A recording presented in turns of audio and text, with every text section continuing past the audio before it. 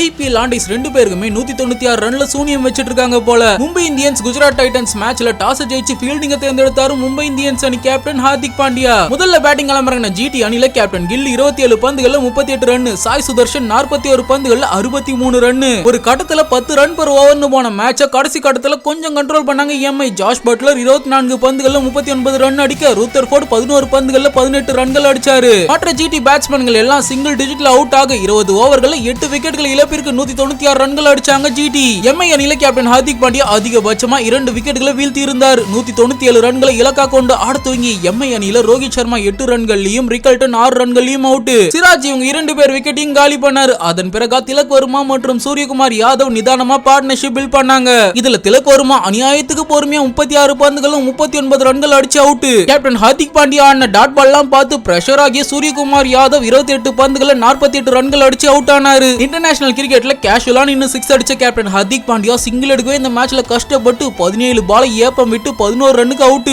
முடிஞ்சு போன மேட்ச்ல 6 அடிச்சு இங்க தலை எம்எஸ் தோனி குஷிப்படுத்தின மாதிரியே இந்த மேட்ச்ல சாண்டா கடைசி கடத்துல 2 6 அடிச்சாரு. 20 ஓவர்கள்ல 160 ரன்களுக்கு எம்ஐயை கட்டுப்படுத்தி இந்த மேட்ச்ல 36 ரன்கள் வித்தியாசத்துல வெற்றி பெற்றாங்க ஜிடி பவுலர்ஸ்ல பிரசித் கிருஷ்ணா சம கண்ட்ரோலா பந்து வீசி வெறும் 18 ரன்களை விட்டு கொடுத்து 2 விக்கெட்களை வீழ்த்தி இருந்தாரு. இந்த மேட்ச்ல எம்ஐயோட சேஸ பார்க்கும் போது அவங்க 196 ரன் சேஸ் பண்ண மாதிரி தெரியல. சிஎஸ்கே ஆர்சிபி மேட்ச்ல சிஎஸ்கே அடிச்ச 146 ரன் எப்படியாவது தாண்டினோம்னு ஆனா மாதிரி இருந்துச்சு. இந்த ஐபிஎல் ஆண்டிஸ் ரெண்டுக்கும் என்னதான் ஆச்சுன்னு தெரியல. சீக்கிரம் ஃபார்முக்கு வந்து பழைய எம்ஐ சிஎஸ்கேனா யாருன்னு காட்டுங்கயா.